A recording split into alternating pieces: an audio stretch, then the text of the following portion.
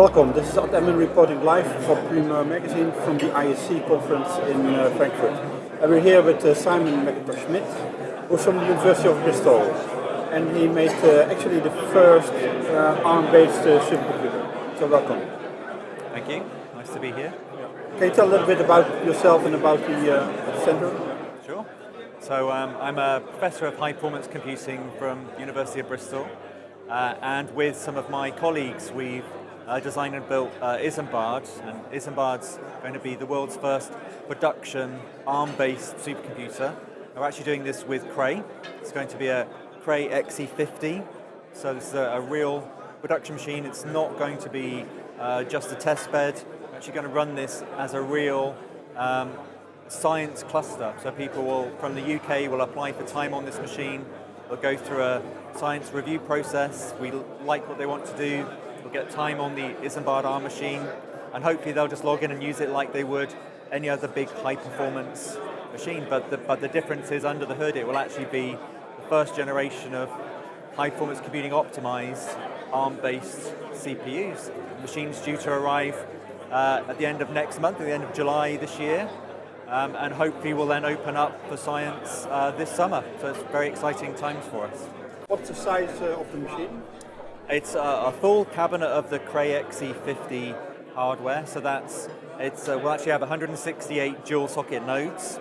The Cavium ThunderX2 ARM CPUs we're using are 32 core each, 64 cores per node, so we're something just over 10,700 cores for the whole machine, and it uses the Cray Aries interconnect between all those 168 nodes. If you position it in the European supercomputer scale, I mean, it's tier 0, it's the... Sure, so in the UK we would call it tier 2. So for us, the sort of Prace level machines are tier 0. The national machines like Archer in the UK, that's the tier 1s. And Isambard in the UK is a tier 2, it's classed as a regional machine. And it's actually operated by 4 universities together. So they're called the GW4 Alliance, or Great Western 4. So that's universities of Bath, Bristol, Cardiff and Exeter, all in the southwest of the UK. I assume that it's not a machine you can buy from a catalogue. Well, actually, you pretty much can now. That's the other exciting thing. So this is the first. I think Cray were calling them Scout systems, but it's just going to be a standard XE50 product. So you can go to Cray and buy one of these off their list. And Cray isn't the only company, and not the only systems vendor doing ARM-based machines now. HPE are doing them, Bull Atos are doing them. We've heard about Fujitsu having one coming soon. So most of the main vendors now have this on their list. So it's becoming more of a kind of commodity standard thing that's just starting to happen now. I guess that's a good sign that the technology is catching on. Yeah. I saw the presentation at the Going On workshop here, and you presented some benchmarks.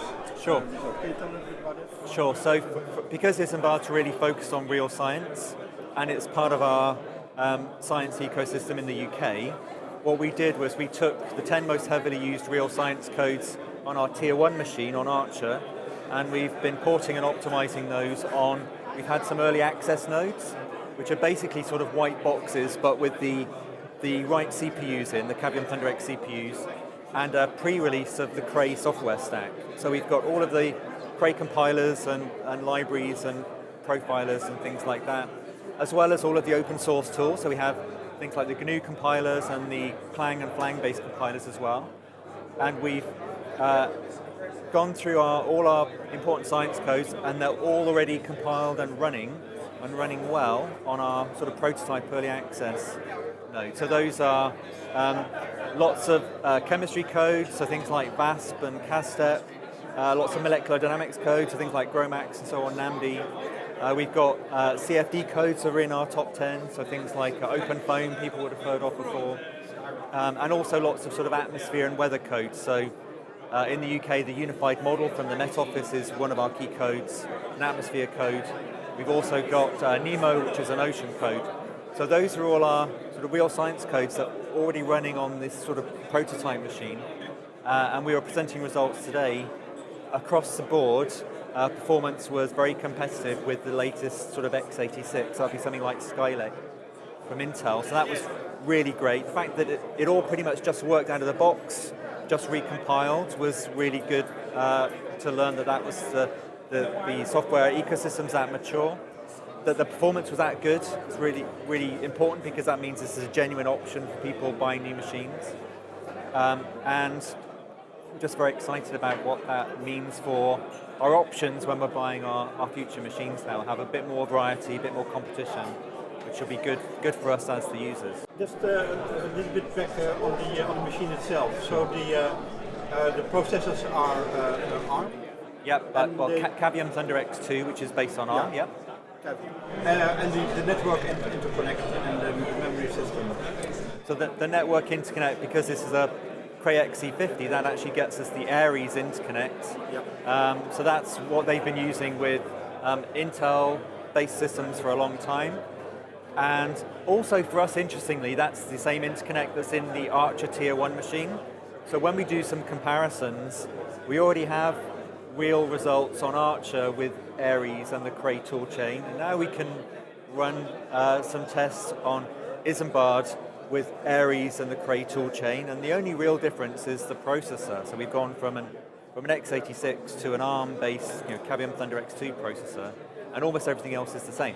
So we're really seeing the difference going just from one to the other, and we can do some sort of apples to apples comparisons, which is going to be very useful for us. Looking forward to the scientific results of the machine.